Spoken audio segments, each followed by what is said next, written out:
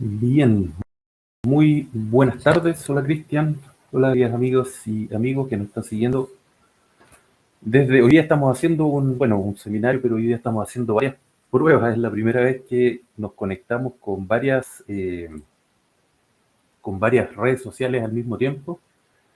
Así que, bueno, si hasta ahora está todo conectado, debería estar funcionando bien. Así que, cualquier cosa ahí nos ayuden por el chat. Estoy mirando todo el chat de tanto acá en la plataforma. Le voy a dar saludos a Francisco, Cristian Córdoba de Victoria, Francisco de Ecuador. Muy bien, gracias. Hola Daniela, Rodrigo Castillo y de nuestras redes sociales también. Ahí los voy a ir eh, saludando. ¿Cómo estás, Cristian? Hola, ¿qué tal? Gracias por los conectados en este momento. Un día caluroso, por lo menos acá en Chile, quinta región, así que damos la más cordial bienvenida a este espacio. Lo extrañábamos un poco hace un tiempo, pero vamos retomando. Sí, ahí como se me cae el carnet, pero antiguamente decía, había un personaje que decía, me castigo. Hemos estado un poco superados por contingencia, por harto trabajo, que no hemos tenido seminario este año, más que en junio, por ahí fue con el director del Senapred y de ahí saltamos hasta ahora para cerrar el año. Bien, vamos a comenzar, ¿cierto?, con este tema. Eh, Nuevamente les doy la más cordial bienvenida a este nuevo Café Sin Riesgo, el espacio ciudadano, esta aventura que hemos llamado un espacio de difusión desde la ciudadanía, para tocar diferentes temas, para abordar desde una mirada lo más práctico posible las aristas que corresponden a la gestión del riesgo de desastres, pero como decimos, ¿cierto?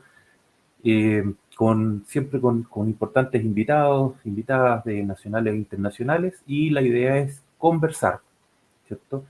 Lo más pragmáticamente posible en un formato distendido de esta materia. Hoy día tenemos el futuro, gracias Francisco, que bien, se escucha bien, futuro doctor en sostenibilidad, a Cristian Ramírez, quien es máster en gestión del riesgo, de gestión de riesgo, máster en protección civil y gestión de emergencias, magíster en planificación y gestión de desastres, y creo que me faltó uno, eran 4. Además es coautor, y eso fue relevante, por eso estamos acá principalmente, porque él es coautor de la guía que actualmente está vigente para pymes, que es la guía de implementación de la reducción del riesgo de desastres en pyme, pequeña y mediana empresa, y además es consultor asesor senior de Mutual de Seguridad. Ahora sí, Cristian, ¿cómo estás antes de partir? Oye, bueno, le damos nuevamente la más cordial bienvenida a los que se conectan, ya nos sentimos parte de la casa. A pesar que Café Sin Riesgo, vamos a hablar de agua sin riesgo, porque tenemos que hidratarnos bastante, tenemos una temporada bastante compleja con altas temperaturas y altas extremas, incluso acá por lo menos en Chile central, centro sur, y ahí vamos a ir comentando un poco el estado, como tú indicas, de lo más práctico a nuestros alumnos ahí que probablemente desarrollan con más detalle, pero vamos a conversar. ¿Cuál es el estado del arte? Les traigo varias novedades, así que quédense por fuera hasta el final, a través de estas redes sociales. Daniela dice que hay 37 grados en Diego de Almagro. Qué agradable. Bueno, es parte de lo que nos toca, y bueno, y por eso una de las grandes intenciones de este seminario hoy día, este webinar, es justamente una de las novedades que va a traer Cristian, que es respecto a estos temas de olas de calor. No quiero adelantarme, pero estamos pero justo en los tiempos, así que estamos súper bien y súper contentos. Para conocimiento ustedes, de todas las personas que están en este momento asistiendo, les pido por favor a quienes están en las diferentes redes sociales, me confirmen por favor si se escucha bien, si se ve bien. Estoy como niño chico todavía, no aprendo las redes sociales cómo funcionan en su total magnitud. Este webinar lo hemos dividido en dos partes.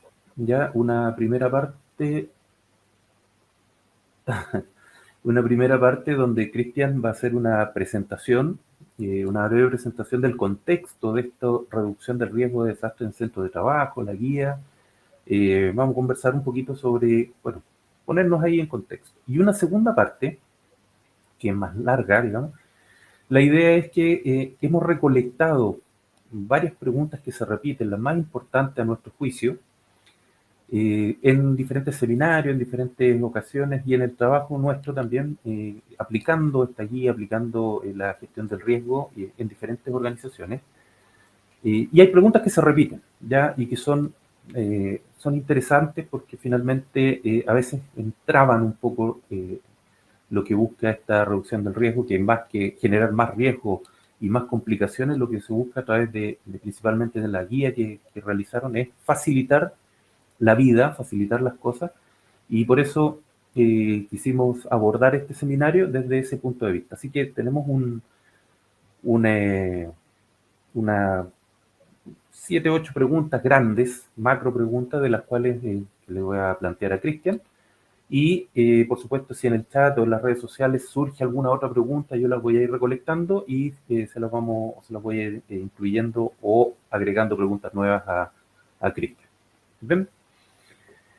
Bien, vamos entonces, voy a colocar la presentación.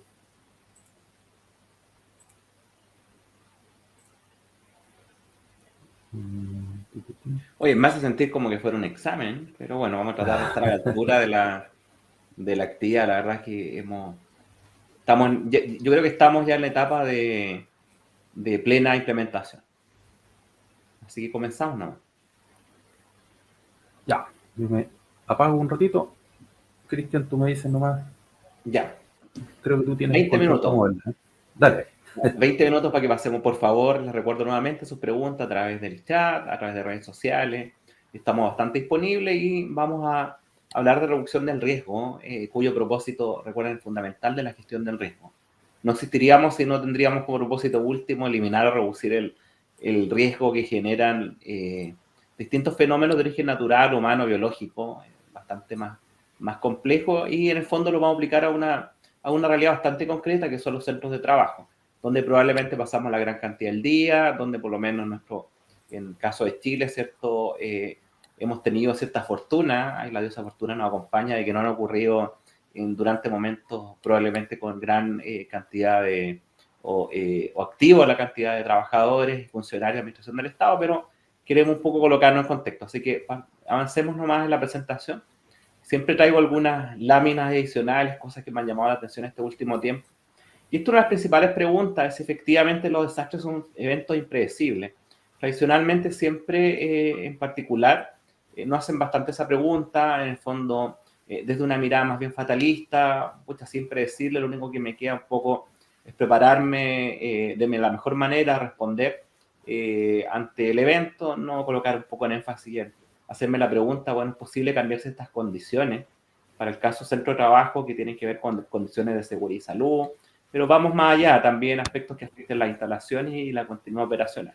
Recordemos que un desastre hay muchas definiciones, pero en particular vamos a ver el desastre como un evento disruptivo, un evento que afecta gravemente, por un lado, la continuidad operacional. Pensemos que tenemos servicios que son críticos. Para el caso de las MIPYME, puede significar que nunca más vuelvan a operar. Las MIPYME en América Latina juegan un rol fundamental, generan empleo, tributan, se han visto bastante afectadas después de la etapa post-pandemia. Entonces, es un evento que va a paralizar gravemente. Cuando hablamos de una paralización grave, nos remece bastante porque nos coloca en contexto, toma la atención del número uno, que en el caso de las empresas, sobre todo las micro, pequeñas y medianas empresas, el dueño un poco hace todo, ¿cierto? Genera acciones directamente de trabajo, presta servicio a un tercero, es miembro de la comunidad. Pensemos, hagan el ejercicio en este momento, piensen en cuáles son las empresas que probablemente pueden estar en sectores cercanos. El señor o la señora al cual vamos a comprar menestras, víveres, el pan, el taller mecánico, actividades veterinarias, tantas actividades productivas. Entonces siempre se hace la pregunta y es posible poder llevar a cabo, un poco tratar de responder. Así que en particular pasamos desde dos extremos. Se fijan en el costado izquierdo, cuando hablamos de eventos incluso inimaginables. Como son inimaginables, probablemente tienen un carácter bastante más cercano a lo que se conoce como predecible, que es distinto a imprevisto, que esto es lo que vamos a ver en particular. Y ahí hablamos de, Taleb habla del concepto de cisne negro. Ustedes pueden revisarlo en su libro homónimo, El cisne negro. Por otro lado, ¿cierto? Si pasamos de otro extremo, hablamos de eventos que son predecibles, no hablamos de certeza absoluta, pero sin embargo ha ocurrido en el pasado, los vecinos saben que se ha dado, ¿cierto? La comunidad, las fuerzas vivas de la comunidad, las juntas de vecinos, clubes deportivos, iglesias, u otros, personas en particular, son evidentes. Y ahí una autora, Buchler, ¿cierto? Escribió en el año 2017, es una gran autora, Christine, ¿cierto? Que se las recomiendo, escribió el libro El rinoceronte gris, que dice, bueno, que hay eventos que son bastante, que en el pasado han ocurrido, pero sin embargo pueden un poco inactivarnos, y hablamos del concepto de cisne negro. Y entre medio hablamos de este concepto, Simon Sergi, ¿cierto? Escribe en el año 2022, está publicando un libro que lo estamos esperando, Eventos Disruptivos, que habla que se mueve un poco en eso, que es lo posible. Entonces nosotros en gestión de riesgo desastre nos vamos a mover entre lo evidente y lo posible, y hace pareciera ser que lo evidente no siempre se toman muchas acciones. Por ejemplo, en nuestro país el caso de los incendios forestales son evidentes. Están las condiciones, altas temperaturas, lluvias intensas, pero sin embargo, no siempre tomamos las acciones de una mirada más bien prospectiva, sino que más bien sabemos qué va a ocurrir, lo enfrentamos y están sus graves consecuencias. Por otro lado, el otro día estaba viendo las noticias y siempre nos preguntan en este catálogo, bueno, ¿qué pasa con las tormentas solares? Me llamó bastante la atención el ingeniero electrónico y trabajar en esta área y decía, oye, sabes que son bastante impredecibles, pero cada año ocurren. ¿Y qué pasaría si ocurren? Generan eventos importantes, incluso pueden paralizar internet, pensemos nosotros en nuestros sistemas de comunicación. O sea, es un tema tan complejo como en algún momento lo pensamos en la pandemia. Entonces, en intermedio todavía tenemos los sismos con su carácter impredecible, las altas temperaturas ya pasan a ser eventos más evidentes, por lo menos acá en Chile centro-sur. El caso de la pandemia siempre está bastante activo.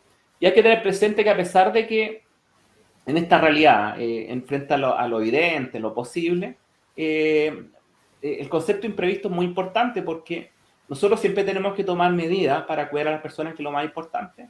Y lo imprevisto sucede a pesar que esas medidas están. Entonces la pregunta, bueno, ¿cómo evitamos que se genere esa gran interrupción? Y en eso hemos invertido mucho este tiempo en eso, pues, en poder trabajar en reducción de riesgos. Si quería un poco traerles para literatura para el verano, por lo menos para que se puedan leer estos tres grandes libros, El cisne negro y El rinoceronte gris. Creo que está en inglés, pero se tradujo al portugués, esperamos la versión en español. Así que avancemos ya y en esta aventura. La próxima diapositiva, si me ayudas ahí, Ian, por favor. La gran pregunta, ¿Chile es un país de emergencia o desastre?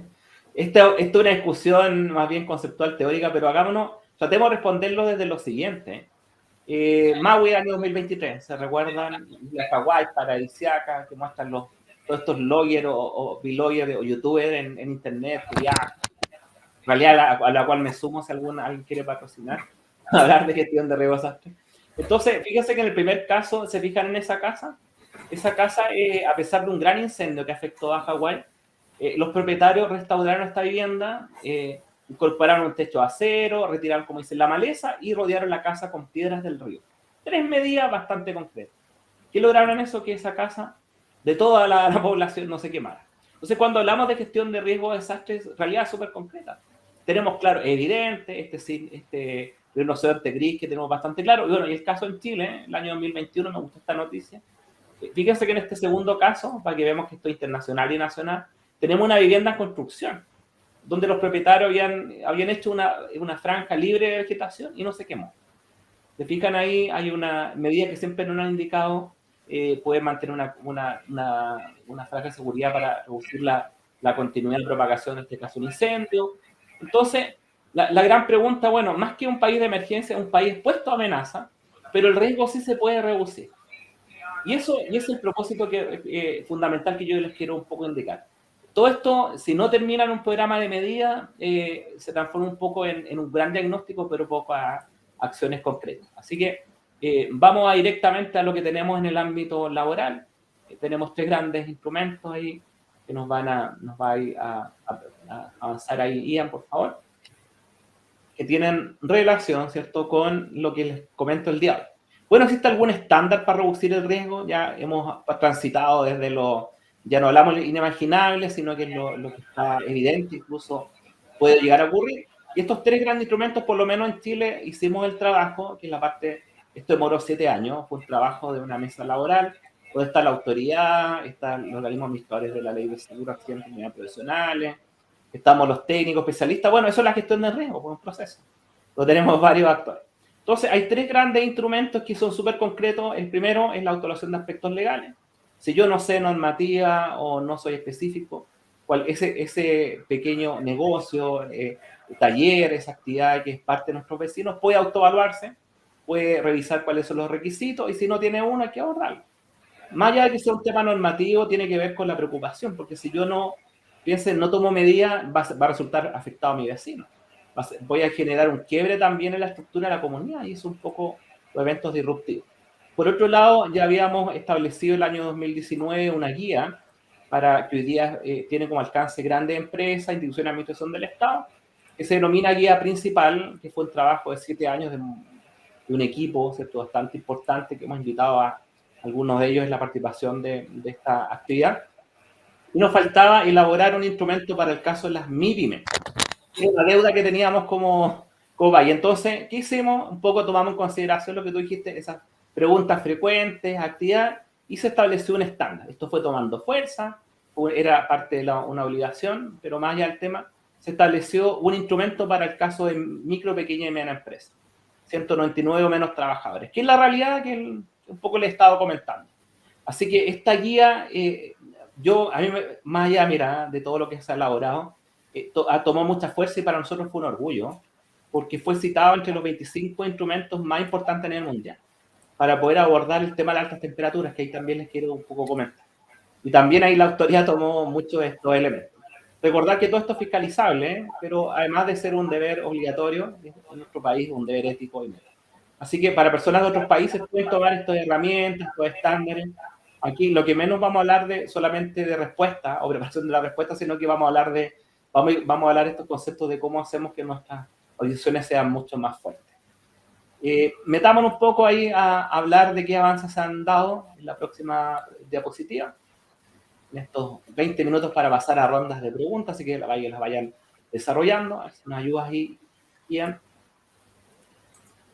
Estamos ahí en la modalidad. Bueno, respecto a la actualización de aspectos legales, algunos antecedentes, son 56 preguntas, pero se agradece, porque no somos especialistas en el área jurídica. Aquí yo parto supuesto de la persona que desarrolla una actividad adicional. Esto no requiere apoyo de un especialista en el área de seguridad y trabajo. Puede hacer cualquier tipo de trabajo. ¿Sí? Son 56 preguntas, pero escucho un poco de ruido, si me puede ayudar a bajar un poquito. Ahí nos señala lo siguiente, dice que un representante del centro de trabajo puede revisar esos 56 requisitos. Bueno, y si no se tiene, hay que abordarlo. Les comento ahí algunos antecedentes. La gran pregunta que nos hacen siempre, ¿esto se ha fiscalizado en nuestro país? Sí. De hecho, el año entre el 2020 y 2022 se realizaron más de 20.972 fiscalizaciones con algún tema relacionado por parte de la Dirección del Trabajo, dando origen a 4.358 materias infraccionadas. O sea, pasa a ser, nos damos cuenta que ahí hay un tema que tenemos que ir trabajando, incluso a cerca de 2.000 multas, que es como la medida mucho más gravosa, pero esto no termina acá. Los centros de trabajo que no han logrado cumplir o han implementado esta metodología, esto pasan a tener también parte de la prioridad. Ahora les voy a contar al final algunos antecedentes que se vienen un poco para el verano en temas de fiscalización de los requisitos que aquí se indican. Y si pasamos ahí a la siguiente lámina, vamos a hablar un poco de la guía principal.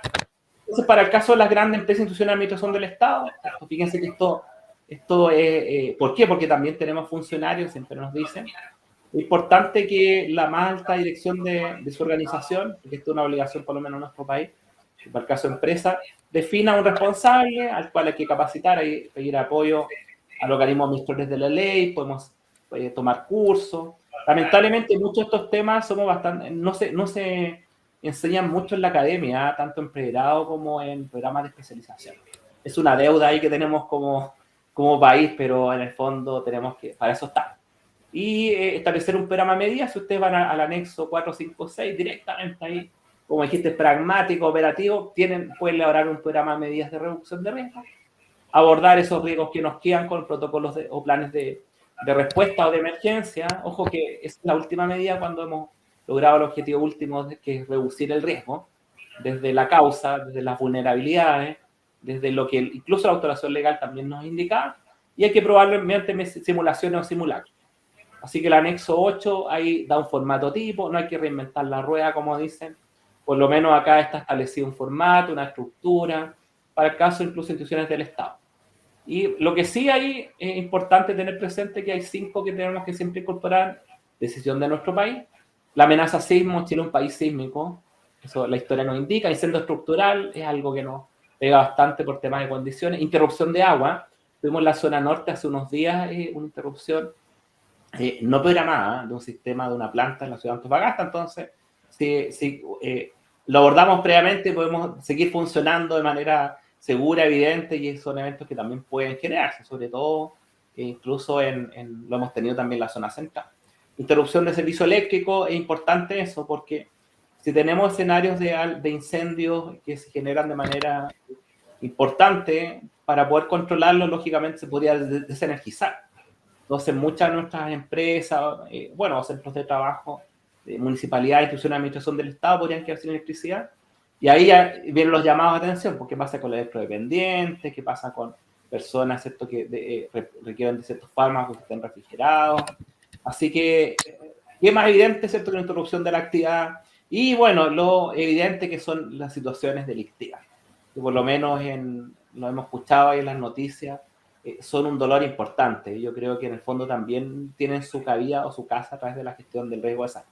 Lo cual es importante, porque tradicionalmente no entraban más en otras áreas, eran solo exclusivos de seguridad patrimonial, no decimos que no lo aborden, pero cuando tema personas, la guía lo aborda. Y viendo el caso de la guía MIPYME, que es la presentación ahí que un poco le indico, recuerden ahí los anexos porque les va a servir para que ustedes lo implementen. Vamos a la próxima lámina de caso de las MIPYME.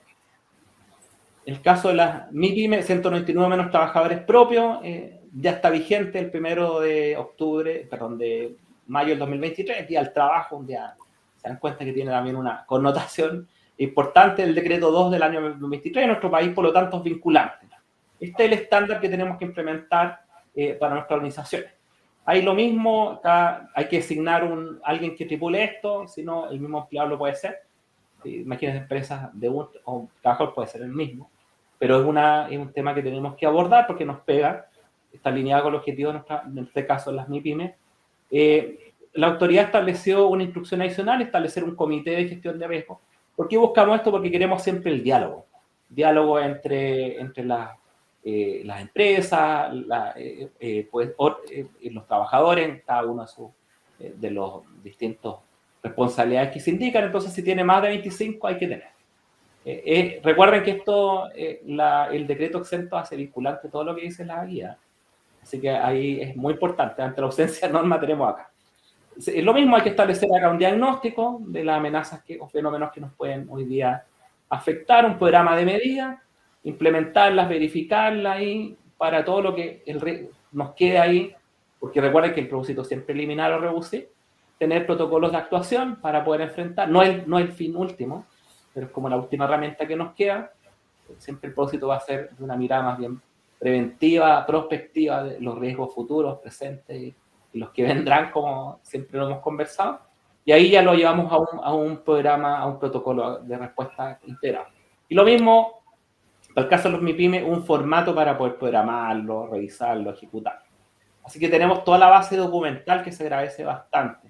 Tenemos la guía, hay un manual que acompaña esta guía. Todo esto está disponible, es gratuito. Colocan la palabra en Google o cualquier buscador, para no hacerle publicidad a uno solo, y van a encontrar los instrumentos para que estén abiertos y puedan ustedes implementarlos. Vamos a comparar un poco estos dos instrumentos, ahí en la próxima lámina. Después nos preguntan la diferencia uno a otro. Aquí voy a autorresponder una pregunta. Me ayuda ahí con la próxima lámina.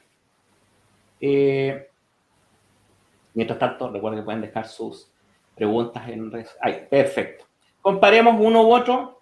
Entonces, se fijan, esto lámina no la teníamos, es un poco, vamos a llamar guía principal a la primera, para empresas de gran tamaño o institución de administración del Estado. La diferencia con la guía MIPYME es que la guía principal dice que hay un coordinador que puede solicitar el apoyo de otros representantes, nos fija una cantidad mínima de trabajadores, así que ahora siempre es importante tener las distintas miradas, así que de hecho el anexo 1 indica quiénes podrían integrar, pero para el caso de la MIPYME nos obliga. Más de 25 trabajadores, centro de trabajo, tiene que tener un comité de gestión de riesgo.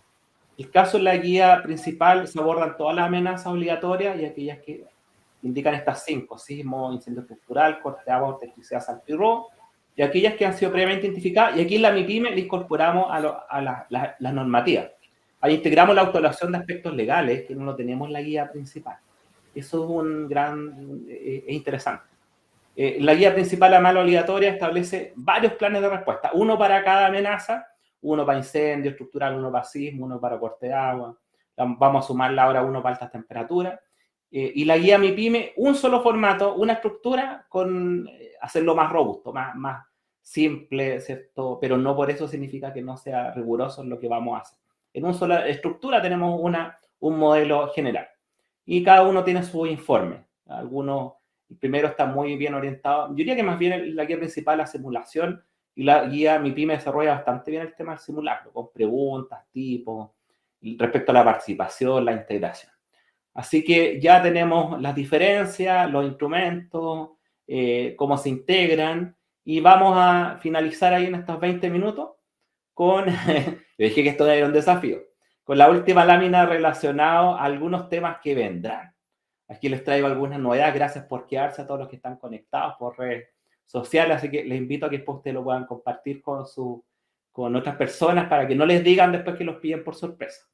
Algunas novedades respecto a la GRD, gestión de riesgos en centro de trabajo.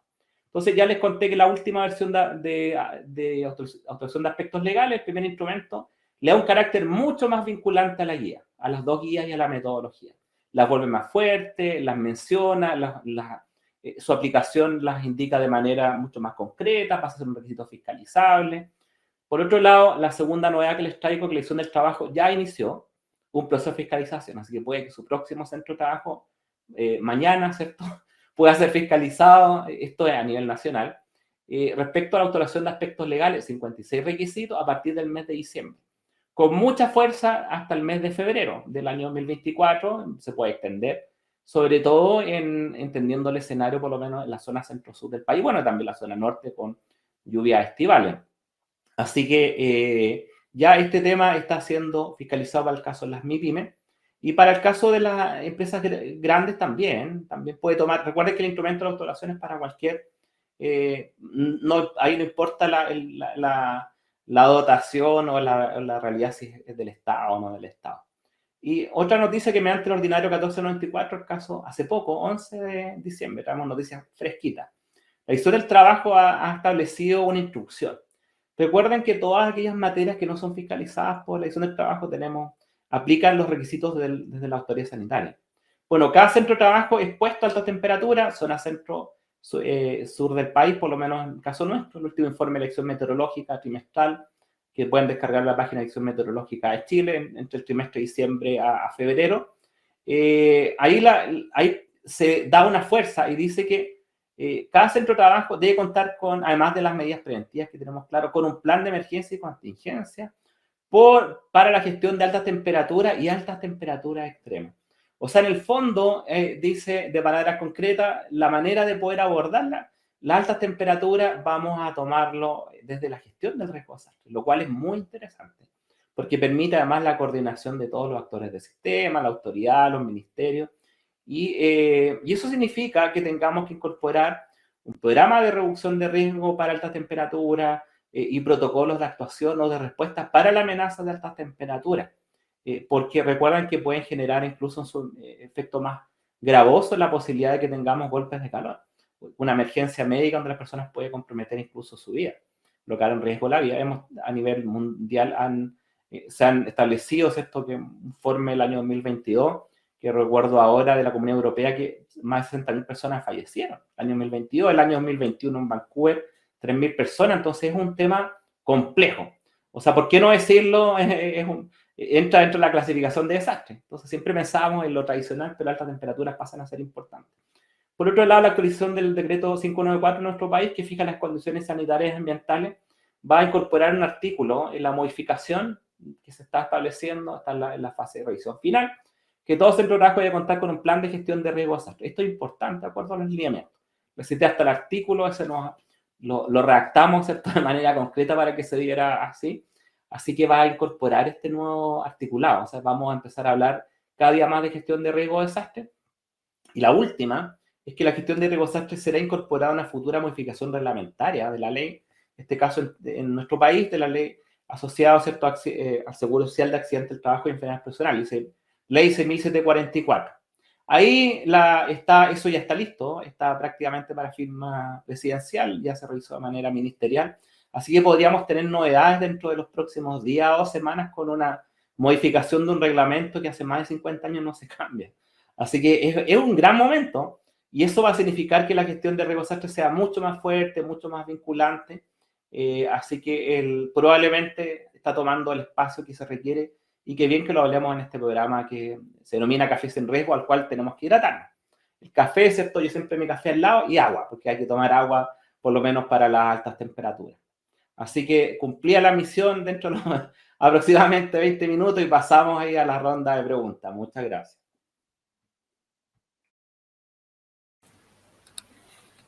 Gracias Cristian. Ahí estábamos solucionando algunos problemas mientras tú hablabas de que partimos con estaba muteado parece en las plataformas, pero se escuchó casi completo. Ya la introducción mía nomás parece que no se escuchó. Pero no se perdieron mucho de todas formas. Ya, vamos entonces, gracias por la presentación. Voy a sacar esta presentación de acá para que nos centremos en la... Perdón.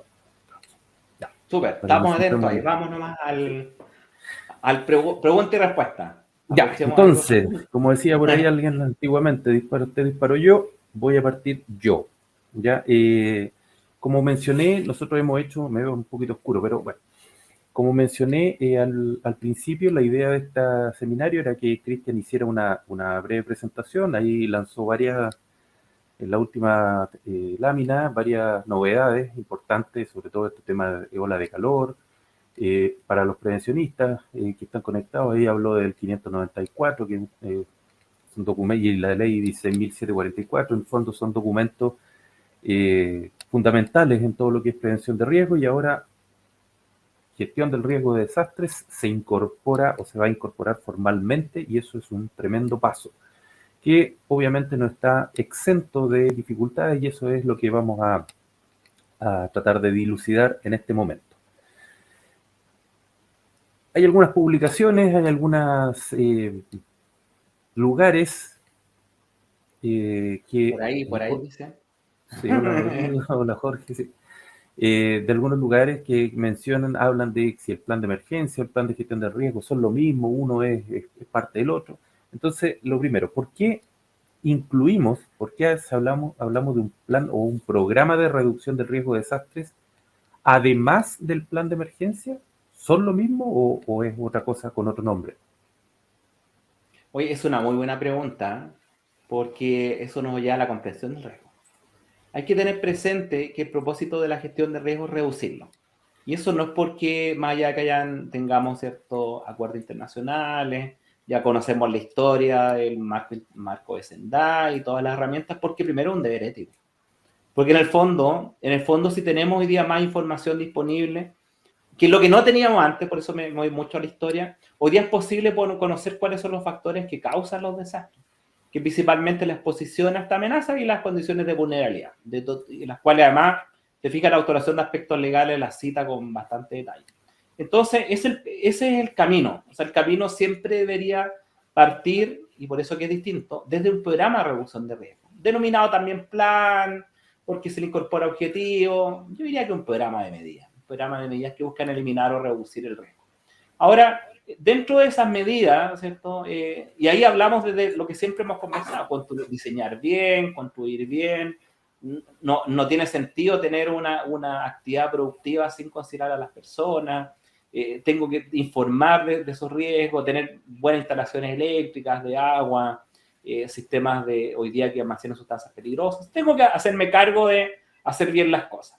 Y si me quedaran brechas, siempre las voy a levantar dentro de un programa de trabajo, un programa que se construye con el tiempo, que me da resiliencia, que permite llevar a cabo, ¿cierto?, todo este propósito de poder eliminar o reducir.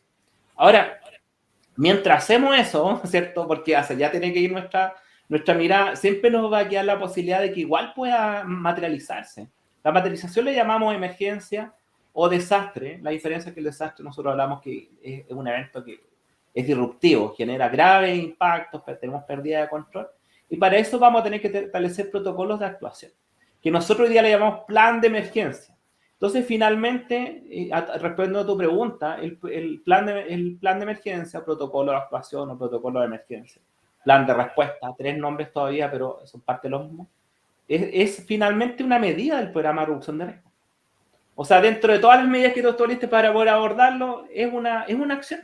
Es como meternos en el programa de reducción de riesgo, que yo les conté que es un programa de medida, concreto, con responsables, fechas, y hacemos un link, así como lo hacíamos antes, y aparece ahí el plan de respuesta. Entonces es un elemento. Ahora, ¿por qué le damos siempre mucha importancia antes? Porque no teníamos la ciencia y tecnología, la inteligencia artificial, ChatGPT, perdón, y cualquier otro tipo de herramienta en las que estemos, que sea una de esas. No tenemos hoy día de aquí al 2030 un sistema de alerta que va a englobar a todo el país, entonces hoy día ya tenemos más información y por eso podemos hacerlo. Entonces la reducción de riesgo finalmente toma su contexto histórico. Yo te habría hecho esto 30 años atrás, tal vez como nuestros grandes inspiradores que hemos hecho también, como Alan Lavelle, ¿cierto? Gustavo Vilchi y todos los otros hablaban de esto y no lo entendíamos mucho. Pero hoy día, finalmente eso, pues, el programa de reducción de riesgo, uno elemento, hace una medida del programa de reducción de riesgo, un plan de respuesta o plan de emergencia que tiene que ser adaptado de acuerdo a la amenaza. No es lo mismo que de altas temperaturas, que a lo mejor no existe. Se dan cuenta que vamos de alguna manera evitando o reduciendo la posibilidad que nos peguen. Ese es el asunto. Y sobre todo para los casos de las MIPYME, hace que nunca más funcione. Y para todos los trabajadores. Bueno, y como clientes. Te llevaría a su hijo a un lugar que no considera la reducción del riesgo, conoce los planes de seguridad integral de la escuela de su hijo, pero bueno, hacia allá tenemos que transitar. Así que un programa de medida yo siempre digo es una carta de navegación hacia el propósito que es eliminar o reducir las graves consecuencias. Perfecto. Entonces, espero que si tienen preguntas, por favor, canalícenlas por el chat. Partimos con esta pregunta: si el plan de emergencia y el plan de reducción de riesgo eran lo mismo. No son lo mismo, son complementarios. Y ahora, una segunda pregunta. Hablan siempre de tenemos que crear un COGRID, un Comité de Gestión del Riesgo de Desastres, ¿ya? Una estructura, entre comillas, nueva. Y la pregunta que surge es: ¿obligatorio crear este nuevo Comité de Gestión del Riesgo? ¿Crearla primero y darle ese nombre? ¿Y qué pasa si ya la organización tenía creado, por ejemplo, un comité estratégico, un comité de emergencia, un comité de continuidad del negocio, cualquier otro nombre? ¿Sirve o hay que crear uno nuevo? Súper, es una buena pregunta. Bueno, ¿por qué queremos generar diálogo? Porque no lo sabemos todo. Estamos ante un problema bastante complejo. La gestión del riesgo tiene distintas miradas, ¿cierto? Siempre preguntan por qué he estudiado harto, porque cada vez me doy cuenta que es más complejo el tema, pero bueno, hay que llevarlo a algo pragmático, como tú dices, y generar el diálogo respectivo. Entonces, ante tu pregunta, ¿por qué tenemos un comité de gestión de riesgo? Porque nos permite lograr distintas miradas. Tenemos la mirada, ¿cierto?, de los directivos, tenemos la mirada de la participación del diálogo en nuestro país a través de lo que se conoce como comités paritarios de higiene y seguridad, establecer un decreto específico que es el 54. Tenemos la representación también de personas que son claves por el área de las personas de mantenimiento, que tienen un rol muy importante, operaciones, personas o talento organizacional, como le llaman algunos. Entonces, la idea es que sea operativo, ¿sí? Porque podemos incorporar a muchos y realmente no están operativos. Los seres humanos a veces siempre hablan que el número perfecto es como 7, más o menos 2, pero bueno, eso un poco a nosotros se nos enseñó. Ahora, ¿qué ocurrió con esto? que finalmente lo que dijo lo que estableció la autoridad, que si yo tengo una empresa, mi pyme, ojo que hago la referencia a mi pyme, y si tengo más de 25 trabajadores en ese centro de trabajo, en esa faena, instalación, actividad, tengo que tener un comité establecido de manera vinculante. O sea, dice, tengo que tenerlo de manera obligatoria, probablemente podría, pero más que el tenerlo es asegurarlo, el diálogo social, si ese es el asunto. Las miradas, ¿cierto? Porque todas las personas tienen un rol dentro del área y las personas tienen que crear, la creación de conciencia requiere que se sientan integradas.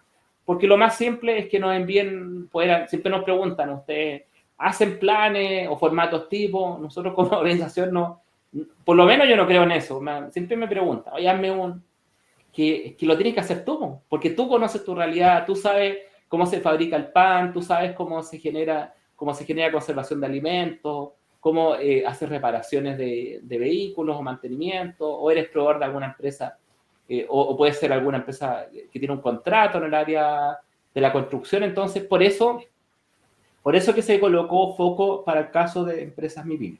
Para el caso de empresas de gran tamaño, institución de administración del Estado, ahí nos falta una aclaración específica, porque técnicamente la guía dice que se sugiere, pero no se obliga. Entonces, yo como les he contado, probablemente nos va a requerir ahí una interpretación que estamos esperando y probablemente pase al estándar de más de 25 trabajadores. Ahora, nos ocurre lo siguiente, y respondiendo a tu pregunta. ¿En qué nivel lo vamos a tomar? El que quiera la organización. Nosotros tenemos instituciones de administración del Estado primero, donde uno de los integrantes más importantes es el director del servicio a nivel nacional. Hoy día tuvimos una asistencia técnica en institución y el director regional, con lo complejo que es la institución de administración del Estado, los servicios de administración del Estado. Yo quiero mucho a mis colegas funcionarios, ¿cierto? Cuando alguna vez he prestado algunos servicios, tienen un rol. Y entonces ahí te das cuenta, lo asume desde el punto de vista estratégico, pero también hace su guiño con la continuidad operacional. Sí, para esas instituciones críticas, seguir funcionando, una institución que entrega información para el país, centros de salud, instituciones que a lo mejor la sociedad espera a su conjunto que funcione, lógicamente le va a dar un carácter más estratégico y así se logra una mayor comprensión. Ahora, en algunos casos parten de manera bottom al top, ¿cierto? De lo más bajo a lo más alto, y lo incorporan tradicionalmente en áreas de seguridad y salud del trabajo. Yo siempre digo, más allá de donde esté, es que se logren los impactos y en ese caso, ¿cierto? Podemos llegar a ocupar esa figura que se establezca. Y ahí, bueno, no sé si siempre lo preguntan igual, bueno, ¿qué pasa con los comités paritarios? ¿Pueden ocupar ese rol? Yo creo, no, pues porque en el fondo es un integrante más. Es una función adicional, pero el coordinador podría estar. Entonces, para mi pyme, sobre 25, para el caso del resto de instituciones de administración de Estado y grandes empresas, no se obliga a una específica, pero sí en todas es tener un coordinador. Ahora, claramente, si estoy en una institución o empresa de gran tamaño, no puedo hacerlo solo. Aún la mejor consultora del mundo, llegó alguien de la mejor institución, ¿cierto? Con 3 doctorados en gestión de riesgos no va a poder resolverlo, porque es un problema. Los mejores planes, yo siempre he dicho, simples, cómodos, adecuados a la organización y siempre centrados en medidas concretas, revisadas y estén alineados con la organización. ¿Qué mejor que eso, cierto? Ganamos todo. Sí, está bien ese concepto, ganamos todo. Y me va haciendo sentido muchas cosas de lo que se reclama cuando, bueno, las normas ISO en general del sistema de gestión siempre parte diciendo, si no está involucrada la alta dirección o los representantes de la dirección, esto fracasa. Yo creo que esto va por lo mismo, o sea, por lo mismo, tanto las dos guías sugieren una conformación, ¿cierto? Un comité con ciertas personas y que están representados tanto desde las direcciones, gerencias, como en este caso, trabajadores y otras áreas que son necesarias. ¿Puedo dar un dato? Por Dale. favor, si me permite. A todos mis colegas del área. Esto es un área que no solamente es seguridad y salud del trabajo, es un área más bien integral.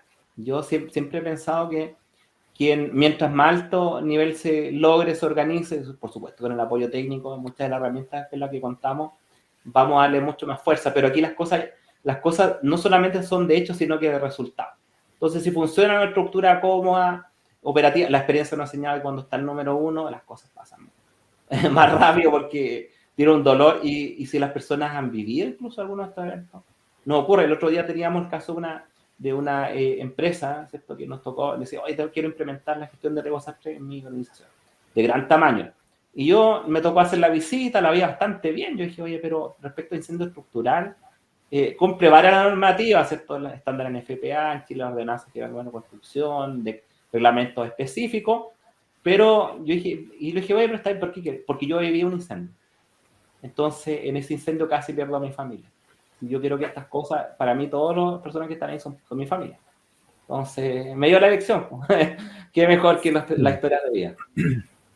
Sí, bueno, está bien el caso muy cercano. Yo lo extrapolaría un poco más. O sea, en Chile todos hemos vivido por lo menos un terremoto, por lo menos un incendio, a lo menos una inundación. La hemos vivido todas. Entonces, yo creo que no hay alguna, porque finalmente la empresa, el centro de trabajo, todos viven en alguna parte, todos están en su casa, en su lugar de trabajo, expuestos a algún tipo de amenaza. Así que, como bien dice Cristian, la idea de esto es un tema estratégico que requiere la participación de todas las representaciones de la empresa o la organización. Voy a dejar de hablar de empresa porque más adelante viene una pregunta relacionada justamente con eso. Entonces, es necesario darle el nombre, ese que vamos a ver que es más que nada una sugerencia del nombre en particular, pero que tenga las responsabilidades, las funciones que en este caso la guía señala, ¿cierto? Y que las Para cosas poder, pasen. y que las cosas pasen No se exactamente. transformen en otro documento adicional, eso es importante. Ahí yo Sí. creo que no. Tenemos que mostrar cosas bastante concretas en el corto plazo y algunas que son de más largo plazo. Así que súper. Otra pregunta un poco más, un poco lo tocaste, pero el famoso comité paritario, ¿cierto? Que si uno lo analiza, tiene los mismos integrantes. Mucha gente me dice, mira, tenemos un comité paritario, tenemos un comité de crisis, tenemos un comité de emergencia y ahora nos piden un comité de gestión del riesgo. Y cuando analizamos, independientemente del tamaño de la organización, somos los mismos. O sea, nos cambiamos, nos sentamos en otro lado. Sí. ¿Puede ser el comité paritario en este caso, que tiene los mismos representantes que señala la guía COBRID, muy similares, que indica el decreto 54, ¿cierto?, del Ministerio de Trabajo y Previsión Social, ¿puede ocupar este rol o igualmente hay que hacer otro comité? Mira, es muy buena tu pregunta, es una pregunta habitual. A mí me pasa un poco la personalización, es que tendemos a delegar a terceros y no nos hacemos responsables un poco de los temas. Pero bueno, es un poco la visión. El caso de los comités paritarios de higiene y seguridad que están establecidos tal como indicadas del decreto 54, con representantes de la empresa, denominados anteriormente patronales, ¿cierto? Y aquellos escogidos por parte también de los trabajadores, principalmente uno de los principales mecanismos de participación que se genera en ámbito de seguridad y salud del trabajo. Pero no es el único, porque también pueden establecerse también otro tipo de figuras, lo vemos el día a día, las personas que hacen mantenimiento son personas que están trabajando el día a día, ¿cierto?, para que nuestras instalaciones sean mucho más seguras, entonces también logran un rol.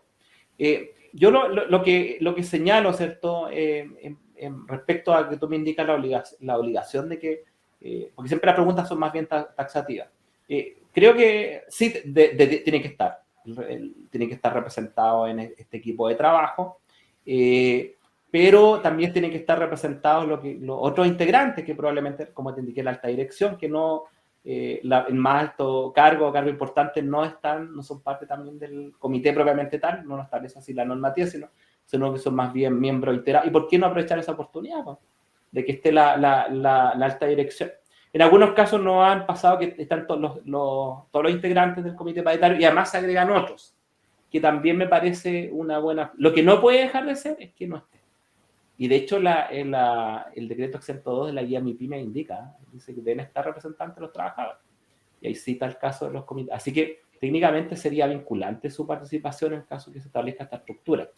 Pero eso, mientras más transversal, en general la experiencia, yo creo que para todos, en varios órdenes de la vida, es que tengan distintas visiones. Pero ya, por ejemplo, habíamos la gente del área financiera. Me tocó una capacitación en un hospital en la región metropolitana y la pregunta es, ¿por qué estás tú? porque yo estoy a cargo de compra. Entonces, si hay que generar o financiar medidas hoy día o programas de reducción de riesgo, sé cómo hacerlo, cómo llevarlo, cómo activarlo, cómo hacer cotización, incluso en respuesta, cómo poder activar servicios que son esenciales. Así que ante respuesta es un integrante muy importante, pero aprovechemos la oportunidad de incorporar otros integrantes adicionales con sus distintas visiones. O sea, en el fondo, el comité paritario no podría ser el mismo comité de gestión del riesgo. ¿Ese es más o menos para allá vamos? O sea, si tú me preguntas técnicamente, lo puede. Ya. Perfectamente. No hay una prohibición que diga, no puede hacerlo. Uh-huh. Pero la pregunta que yo te planteo entonces pasaría a ser una función más del comité paritario. Entonces, puede, dentro de las 4 principales funciones que establece la normativa, podríamos un poco ir hacia allá. Ahora, el que esté igual es importante porque las medidas que se establezcan pasan a ser vinculantes. Eso igual es una herramienta muy importante para nosotros. Claro. Así que no hay provisión, pero mi recomendación y un poco lo que hemos escuchado de toda la organización es que también estén otros integrantes y ahí el diálogo y ojalá la más alta dirección. Sí, pues, los que nos ha tocado prestar asistencia no alegra ahí cuando está el número 1 y a veces se queda, ¿eh? No ha pasado que, oye, podemos, fíjense, yo otro día lo veía, el valor hora, lo económico, o lo estratégico que significa tener al alto representante de la institución compartiendo parte del comité. ¿Por qué no aprovechar esa oportunidad y qué mejor sensibilización? Las cosas pasan, le damos sentido al financiamiento, sobre todo al financiamiento de medidas. Así que pasan a tocar el rol importante. Sí, yo estoy súper de acuerdo contigo. No hay nada que lo prohíba. Sin embargo, también hay que a veces ir un poco en la economía de recursos. Si nos vamos a sentar en un comité, los mismos que después nos saltamos a otro comité y tenemos 4 reuniones en la semana, que al final vivimos para puros comités, algo va a dejar de hacerse. Algo va a hacerse rápido a la mala o el trámite solamente cuando me vengan a fiscalizar. Entonces, hay que ahí, cada empresa, cada organización tiene que darle una vuelta, sobre todo a su realidad, y por eso una de las cosas que yo siempre recalco, esta guía no te obliga a hartas cosas, digamos, sugiere. Hay hartas sugerencias que son obviamente aplicables de acuerdo a la realidad de cada organización. Oye, yo quiero dar un dato ahí, a pesar Dale. de eso. Cuando se crearon este instrumento, no era el propósito que fueran, o sea, no era un propósito o un fin que fueran vinculantes, sino que los hechos y la realidad haya tocado el corazoncito que yo siempre digo, o la atención de la gente que toma decisiones. En el mismo caso, en Chile tenemos la misma ley 21.364, que es el servicio del sistema. 10 años en operar. Sí. Y por otro caso tenemos una guía, ¿cierto?, que fue elaborada el 2022 y el 2023 tenía la más alta jerarquía jurídica, por lo menos para lo que nosotros queremos hacer, que un decreto exento que hace vinculante. Entonces, del punto de vista normativo está resuelto. Sobre todo en América Latina, que siempre decimos, si no está en la norma, a veces no lo llevamos a cabo.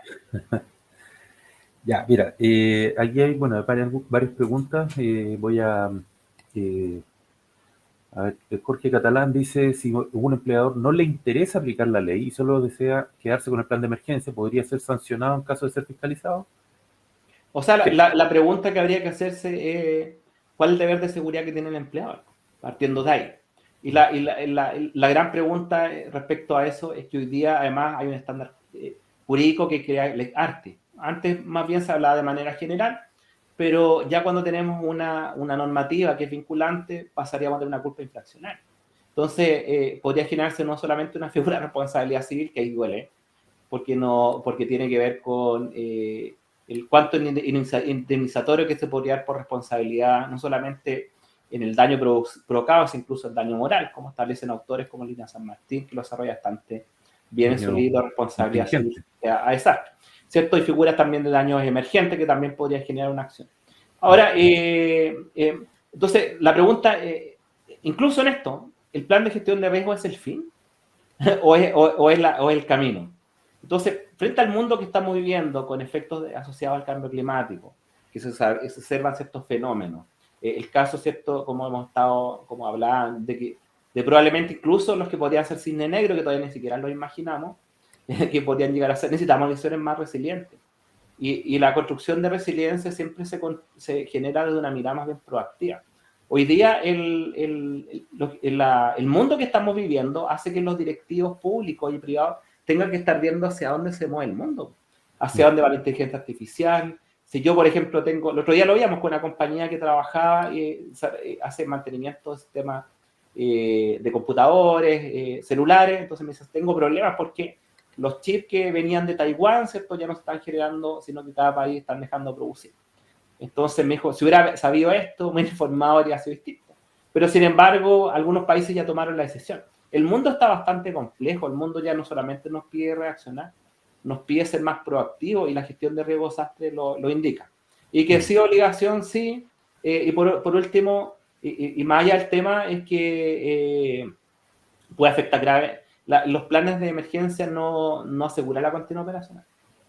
O sea, de hecho, la interrumpen. Son acciones que buscan porque el evento ya se materializó. Entonces, Claro. más bien los programas de reducción de riesgo son los que crean resiliencia y reducen la interrupción, o por lo menos se cae un poco el servicio, pero puedo compensar ahí o no tener a los ciudadanos tan un poco complejos, reclamándonos por redes sociales, o que mi empresa diga, ¿sabes qué más? Me dejaste ser confiable, así voy a contratar a otro. Y eso podría pasar. El mundo está muy complejo. Yo creo que no podemos tomarnos el lujo de solamente actuar, sino que necesitamos la habilidad prospectiva y por lo menos hacernos cargo de lo que hoy día existe. Y es evidente, ya tenemos mucho más información. Yo les dije, 20 años atrás era otra realidad. Hoy día, día a día, tenemos información disponible y ¿qué nos podría traer el desafío de la inteligencia artificial y la computación cuántica? Al mundo que yo creo que ni siquiera lo podemos imaginar. Todavía, por lo menos. Sí. Hablando palabras mayores. Sí. Mira, hay algunas preguntas ahí que quiero resumir con lo que teníamos pensado, que era, yo tengo una empresa de 500, por decir algo, 500 trabajadores, pero están repartidas en varias regiones, ¿ya? Y en algunas son de 50 personas, otras de 100, y así sucesivamente. Entonces, a cada uno de esos centros de trabajo se le aplica la guía MIPYME, la chica, o como concepto general a la empresa se le aplica la guía grande, la guía madre, por decirlo así, ¿ya? Súper. Y bajo esa misma lógica, cada uno de esos centros de trabajo debe tener su propio plan de reducción de riesgos y emergencia, o el macro empresa grande, digamos. Ya, mira, lo que hay que tomar es la razón social. Acá en Chile le llamamos RUT. En otros países puede tener otra identificadora. Entonces, si la dotación de trabajadores propios tiene 200 más trabajadores, le aplica la guía principal. Ese es el criterio de corte, ¿ya? Entonces, vámonos a la primera metodología. Frente a la pregunta, hay que hacer un plan o programa, ¿eh? Porque realmente los planes, yo siempre le digo, cada día estoy hablando más de programas, porque estoy siendo más operativo, un conjunto de medidas que busquen reducir el riesgo, que nosotros técnicamente le llamamos mitigación, ¿sí? En la parte más fuerte. Bueno, algún y de preparación también, pero sobre todo mitigación. Entonces, aquí le alcanza el centro de trabajo, porque a lo mejor yo puedo tener una sucursal, pensemos acá en Chile, en Temuco, y yo tengo una sucursal, por ejemplo, en Valparaíso o en Iquique. Entonces, ambas generan una red, son productivas, suman la cantidad. La tipología de amenazas es distinta, las condiciones son muy diversas, sobre todo en un país como el nuestro, que es largo y angosto. Pero bueno, puede aplicar también para cualquier país de nuestras personas que nos están escuchando en este momento. Entonces, por eso que eso nos obliga a tener condiciones. Sin embargo, hay algunas que son transversales, por lo menos en Chile, sismo.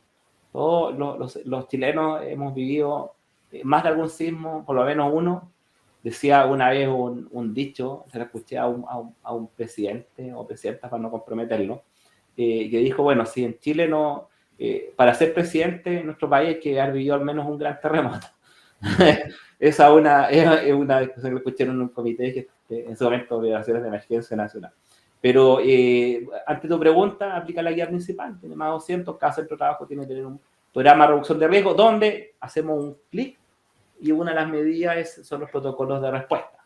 Y en ese caso, tiene que tener un coordinador en cada uno de ellos, y como es la guía principal, y no la guía MIPYME, porque mi pyme te ha dicho sobre 25, tiene que tener un comité, tiene que un coordinador, ¿cierto? Y si la alteración lo indica, por lo menos las instrucciones hasta el día de hoy, podría llegar a constituir un comité de gestión de riesgo, y así es lo más recomendable, son realidades distintas. Así que eso lo que te puedo indicar para el caso, ¿cierto?, de una empresa. Ya. Ahí estoy contestando a Cristian Córdoba. Ahí, bueno, lo de Jonathan y Matías lo voy a dejar para el final, pues son súper específicos. Súper. Porque ahora, Aprovechen. sí, ahora voy a lanzar la bomba atómica en este sentido. Ya, las dos guías contienen lo mismo. Sí. Así es, Rodrigo. Voy a lanzar la bomba atómica. Este trabajo, esta guía, todo esto va de la mano con principalmente el Código del Trabajo, ¿cierto? El artículo 184 y 184 bis. Y una de las grandes preguntas que han hecho, que se menciona normalmente es, bueno, ¿qué pasa si en mi organización las personas no están bajo Código de Trabajo? ¿Aplica este tema de centro de trabajo, por ejemplo, pensando en una municipalidad, pensando en el gobierno central, pensando en las universidades, por ejemplo, colegios, hospitales, la copropiedad inmobiliaria? ¿Le aplica la guía? ¿Es obligatoria para ellos o estamos hablando de una recomendación? Oye, una bomba. Esa es la pregunta que tiene tres caminos para abordar. Vamos a tratar de ser lo más claro. Si somos institución de administración del Estado, da lo mismo la dotación de funcionarios. Tenemos que implementar la guía principal, ¿sí? Porque esa es la que aplica para las instituciones. Ya, si tenemos 199 o menos, aplica la guía MIPYME, y si es gran empresa, aplica 200 más la guía principal. Pero, sin embargo, estamos en un camino de transición. Hay hoy día ciertas instituciones, ¿cierto? Porque estamos hablando del área de trabajadores, sean bajo el trabajo o sean funcionarios bajo estatuto administrativo, a las cuales también la aplican. Hay un dictamen que siempre lo cito, que es 5299, del año 2019 contra el Ejército de la República, que ante una consulta, ¿qué pasa con los funcionarios que prestan servicios? La norma, lógicamente, desde el derecho administrativo, dice que ahí pasa a llamarse, el empleador pasa a llamarse Estado, o una corporación municipal, tal como tú lo señalas, la figura que se establece. Pero bueno, en ese caso, ¿cierto? Eso ya está más o menos resuelto, ya tenemos para la... ¿Qué pasa para el área, para el tema de educación preescolar y escolar? Lo que aplica ahí el Plan Integral de Seguridad Escolar, que es un instrumento que tiene tiene una metodología muy parecida, ahí se llama Comité de Seguridad Escolar, Monitor o Coordinador de Seguridad Escolar, tiene un plan preventivo que nosotros llamamos Programa de Reducción de Riesgo, la misma metodología, le llamamos AIDEP, y para el plan de protocolo de respuesta también tiene la misma metodología. Entonces, ahí se subentiende que ese plan, si bien tiene propósito la comunidad escolar, subentiende también la protección para los trabajadores o funcionarios, dependiendo de la figura que se dé en el caso de educación preescolar y escolar. Para el caso de educación superior, no tenemos hoy día un estándar, así que aplicaría la figura de la guía principal si tiene 200 o más trabajadores, y MIPYME si tiene 199 o menos. Tradicionalmente tiene 200 o más, sobre todo los centros de educación. Ahora, ahí nos queda un camino, porque lo queríamos llegar a algún momento a establecer un programa de seguridad de educación superior, pero hay que trabajar para eso. Te puedo hacer ahí un paréntesis, en el fondo, que va muy de la mano. ¿Qué pasa con las empresas y sus subcontratistas? ¿Suman a los 199? Y en el caso de las universidades, ¿qué pasa con la cantidad del alumnado? ¿También suma en términos de...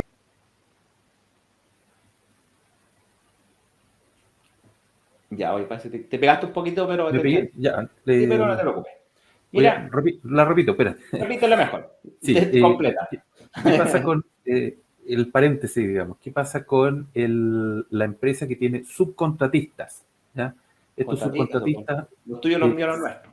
claro, se suman a estos 199 o van aparte, pero también se incluyen dentro del plan. ¿Y qué pasa en la universidad, por ejemplo, que tiene 2.000 estudiantes en esta lógica? Ya, mira, siempre se suma la cantidad de trabajadores o funcionarios propios. No incluye ni clientes, ni alumnos, ¿sí? Para tratar, o usuarios, depende en qué agua me estoy moviendo, ¿cierto? Cada uno de los sectores económicos. Así que eso es por definición. nada implique que en el futuro podamos generar alguna adaptación específica, pero hay que trabajar para eso.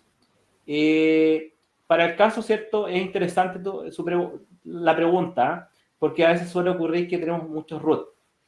Tenemos empresas en este caso, ¿cierto? Parte de la creación por un tema de organización del trabajo, optimización, métodos de trabajo, se establecen distintas figuras. Lo que se toma es la razón social y trabajadores propios para establecer esa clasificación. Pero tenemos una deuda con educación superior. Yo creo que deberíamos llegar a establecer. Hay varios caminos, si se suman algunos, porque siempre todos suman, como decimos, podemos ahí tratar de ir generando a futuro una norma técnica, ¿por qué no una NSH? Y ahí presentarla de manera, tal como partió mucho este instrumento, de manera indicativa, pasan a ser vinculantes como buenas prácticas. Me quedan dos respuestas que todavía me acuerdo. ¿Qué pasa con establecimiento de atención en salud? Para establecimiento de atención en salud y el sector, bueno, tal como el sector de la educación, aplican normas específicas. Entonces, para el caso de hoy hay una norma técnica en este momento de planes de emergencia para atención primaria y para educación que ustedes pueden descargar en la página web del Ministerio de Salud. Van a Departamento de Emergencia y Desastre del Ministerio de Salud o colocan en Google y van a llegar a esos instrumentos. Formatos tipo y manuales de implementación. Lo que no está todavía el programa de reducción de riesgo. Entonces ahí un camino que hay que recorrer.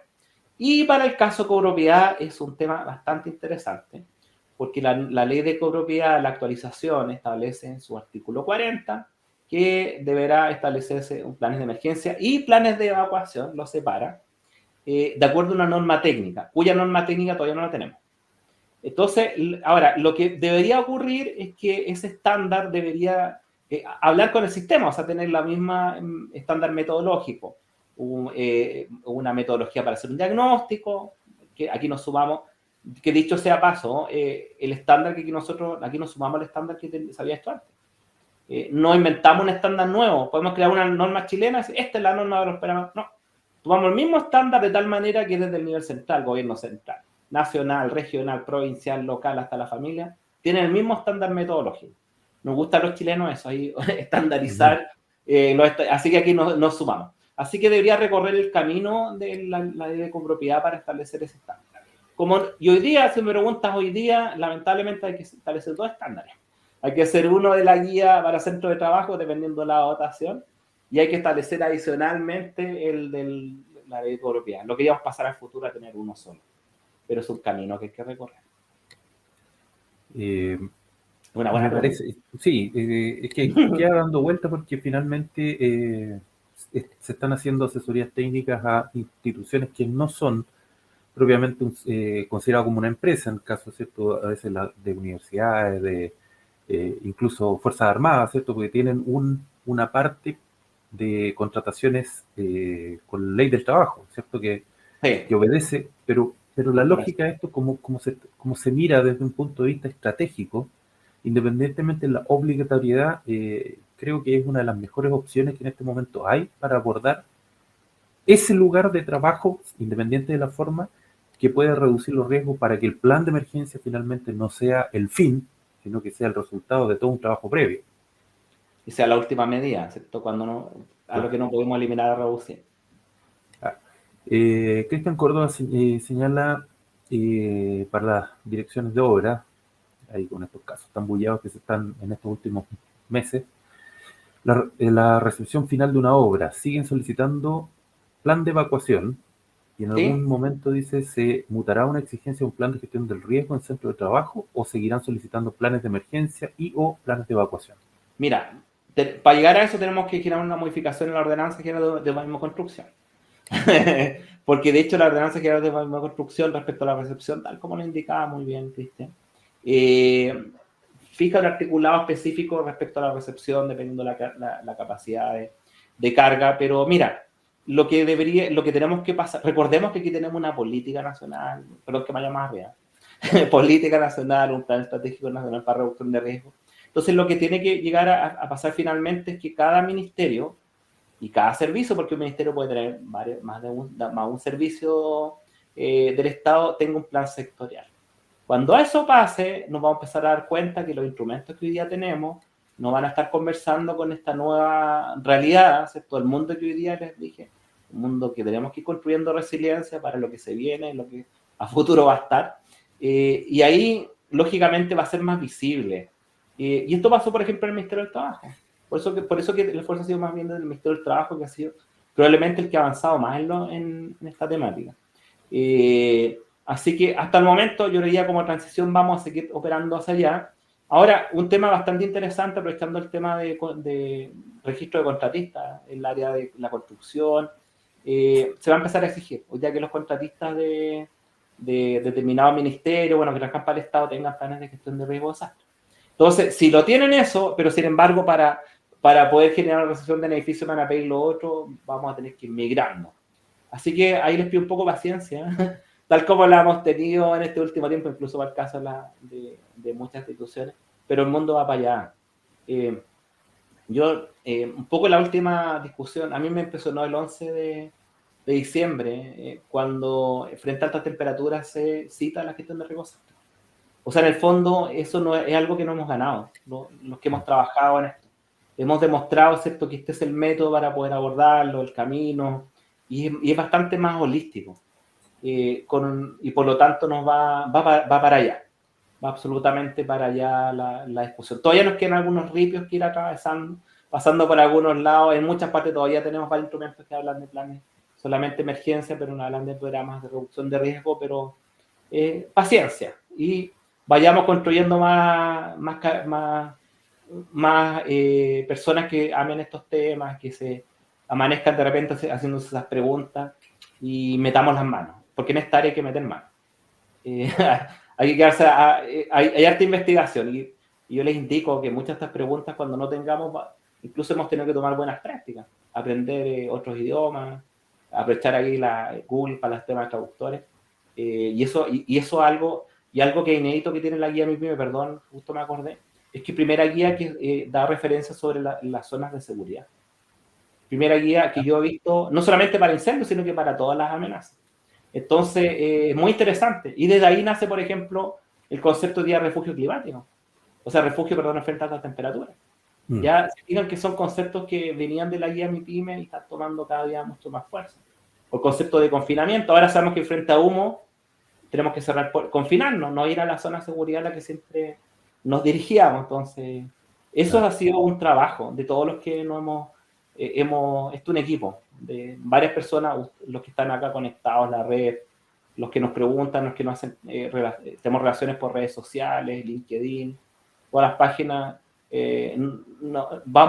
Como dice Ian, vamos a saturarlo con información, porque este tema salva vidas. Bien, se nos pasó la hora volando, pero me quedan tres preguntas muy cortitas, que dos salen de aquí del chat. Matías dice si la guía de aspectos legales aplica para las grandes empresas, y Jonathan Órdenes habla del sistema de comando incidente, que no está incorporado en la legislación chilena. Oye, buenas preguntas. Mira, sí. La autorización de aspecto legal aplica a toda organización. Usted me va a decir, oye, pero es que no me riesgo por el trabajo. Hay reglamento de condiciones sanitarias ambientales, artículo 37. Así que va a aplicar, y más la modificación que se viene, así que aplica todo. Así que puede evaluarse desde un trabajador hacia arriba, sea el Estado, sea bajo código del trabajo. Esa es la primera respuesta. Así que si no lo ha hecho, hágalo. Y esto hay que evaluarlo por centro de trabajo. Esa es una de las lecciones que tenemos que siempre considerar.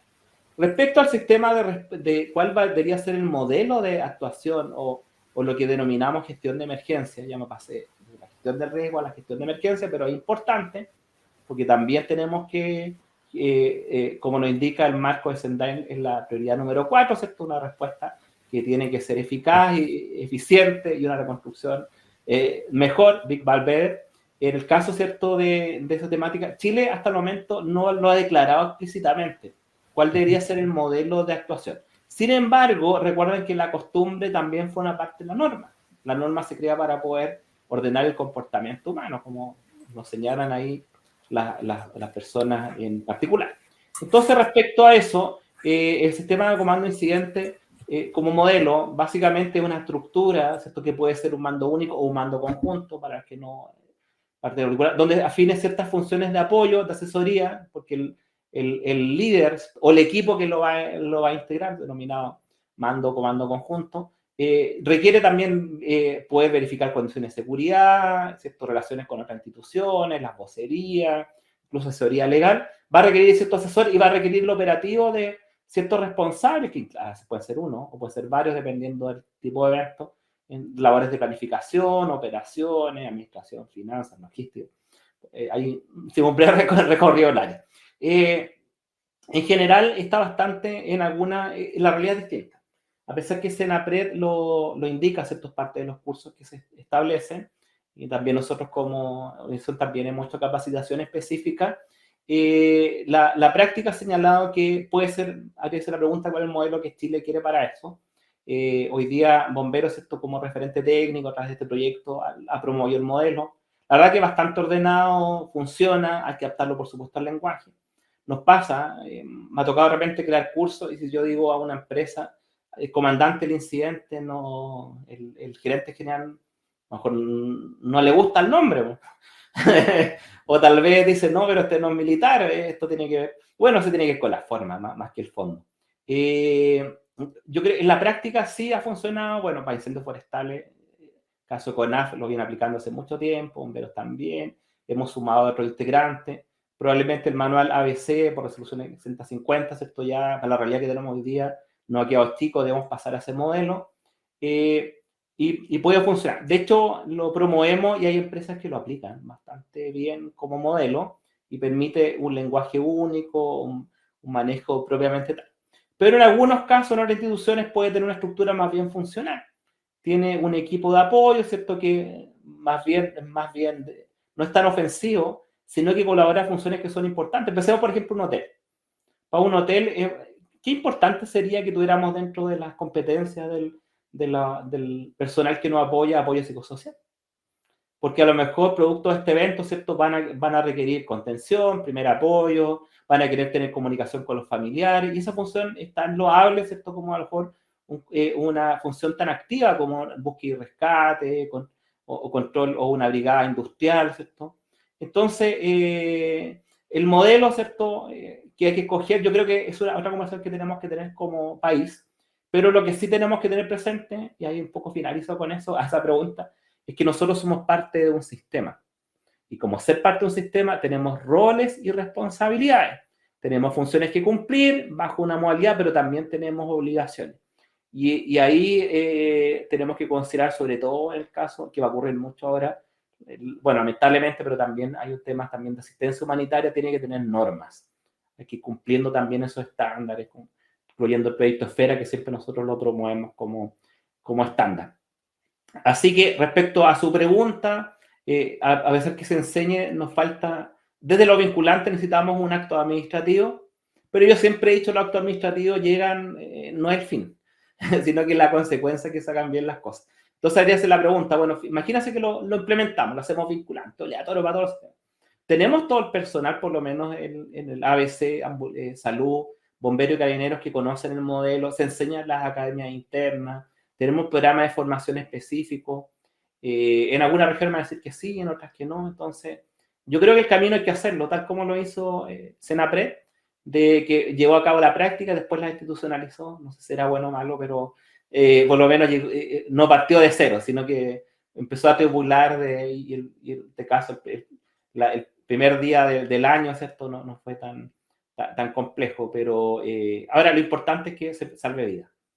Que eso yo siempre digo que es lo más importante. Y de paso, si es posible, proteger los activos de la organización, porque si dejan de funcionar, dejamos de entregar un servicio, y servicio es esencial, dejamos a toda la población sin, y ahí volvemos a un problema sistémico y un efecto cascada que puede ser bastante más complejo.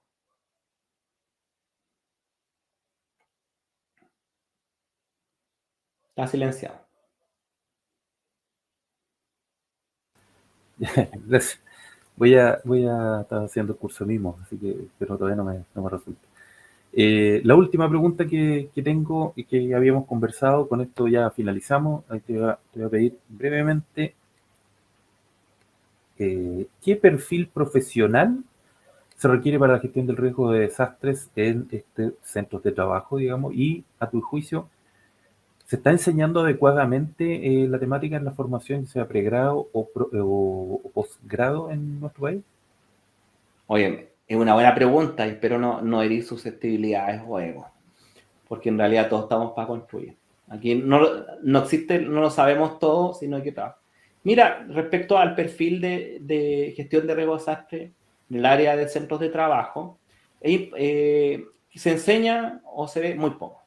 Hay que ser sincero, yo he hecho el trabajo de revisar por lo menos las mallas de empedrado. Todavía hablamos de control de emergencia, todavía hablamos de planes de emergencia y no de gestión de riesgo. A pesar que hay algunas organizaciones que empiezan a citar este programa, pero cuando vamos al descriptor, a la malla, a los objetivos, puede lucir muy bien, pero me da un poco esa sensación.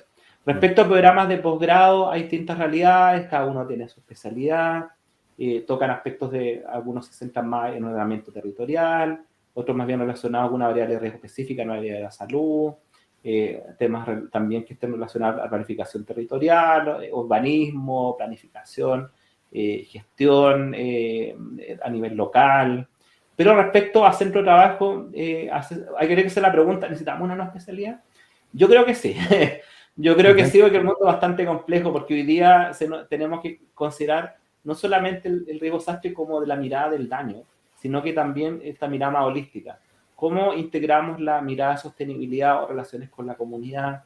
¿Cómo nos hacemos cargo de la gestión del riesgo climático? Sobre todo, lamentablemente, porque necesitamos esfuerzos de mitigación, pero la COP28 nos dejó un poquito de deuda respectiva hacia modelos de adaptación al cambio climático. Necesitamos también incorporar algunas temáticas emergentes de responsabilidad o derecho de daño, o responsabilidad extracontractual, lo laboral desde lo clásico, pero también las nuevas tendencias.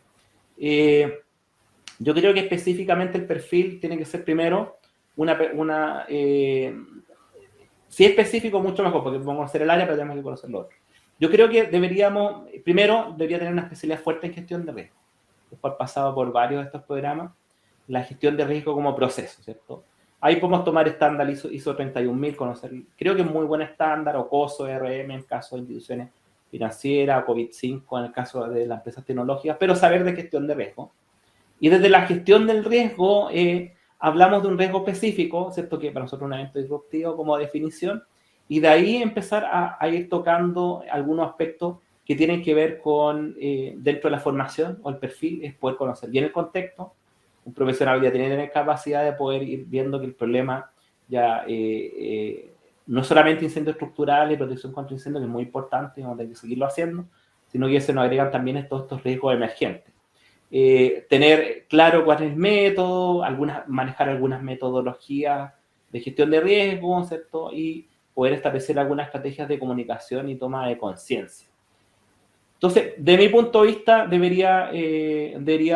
podría ser una especialidad con una fuerte formación en gestión de riesgo a nivel federado, pero si no está, hay que nivelar.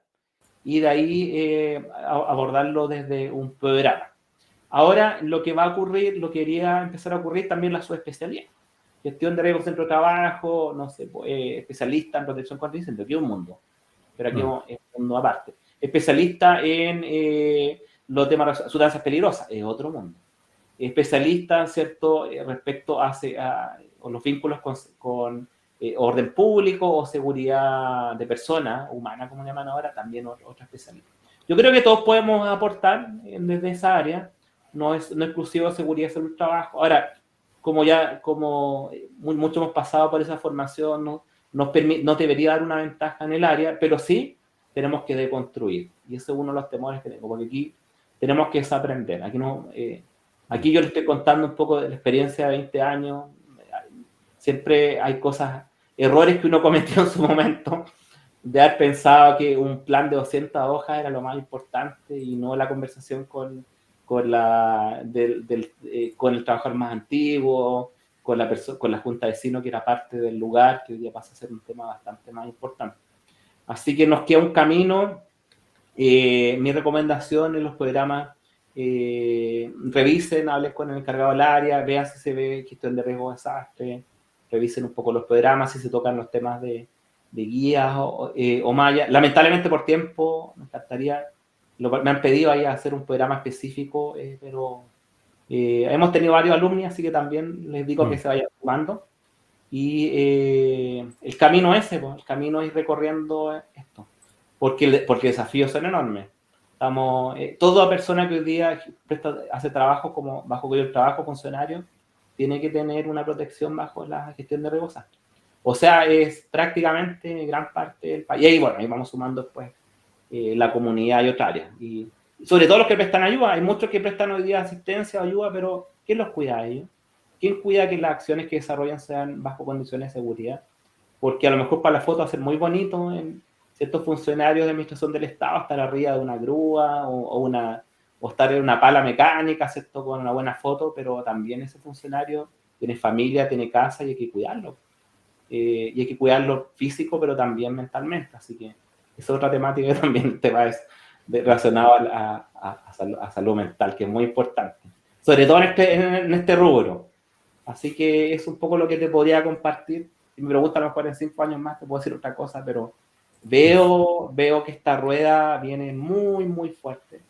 Ojo que quede grabado hoy día 14 de diciembre del año 2023 y yo creo que se viene con una gran oportunidad laboral. Absolutamente. Y ojalá que sean ustedes, pues, las personas que tomen el rumbo, el camino, aunque quisiéramos hacerlo, nuestra familia nos reclama. Tenemos que estar más cerca de nosotros y por lo menos nuestra contribución de valor con el equipo, todos los que estamos acá, son estas 2 guías. Hemos colaborado con mucho cariño y además levantando la mano con estos instrumentos en esas negociaciones que hay que hacer para que las cosas se lleven a cabo. Bueno, nada que agregar a esa reflexión final, Cristian. Yo te agradezco y totalmente de acuerdo con esto que se hace en el fondo con cariño, con ganas, porque finalmente, independiente de la forma de contrato, lo que se busca es proteger la vida de las personas y la continuidad operacional, la continuidad del negocio de la organización, que sea del tipo que sea. Si logramos que las altas direcciones, las gerencias, alcaldes, etcétera, autoridades políticas, entiendan que lo que están buscando es asegurar la continuidad, un tema estratégico, no solamente para eventos naturales, sino una serie de otros eventos relacionados, como ahora esto, si bien es cierto, esto es natural, las olas de calor y todo, incendios y inundaciones que tuvimos, pero también tenemos otros antrópicos dando vueltas, como este niñito que murió, ¿cierto?, baleado de 5 años, problemas en los colegios, etcétera, que ya están aquí, son parte, lamentablemente, de nuestra ecología nacional. Bien, queridas amigas y amigos, hemos llegado hasta el final de este webinar. Yo creo que después, a vuelta de vacaciones, podríamos repetirlo, de manera de poder seguir incorporando más gente y más preguntas, quizás, que vayan surgiendo de esta aplicación. Y Cristian, te agradezco fue tira y afloja, digamos, de preguntas, este interrogatorio, pero la idea es hacer aún más práctico la aplicación de esta guía, que si bien es cierto, ya tiene una aplicación bastante práctica, pero igual se generan dudas en el camino. Así que le agradezco a todas las personas que estuvieron conectados y quedamos ahí disponibles para cualquier duda ahí por redes sociales, por las páginas web y todo eso. Así que, bueno, que tengan un muy buena semana, fin de semana, vayan a votar, porque ahí tenemos otro riesgo que se puede dar, sea para cualquiera de los dos lados. Así que estén muy bien. Chao, Cristian. Chao, amigas y amigos. Chao, cuídense, que estén muy bien.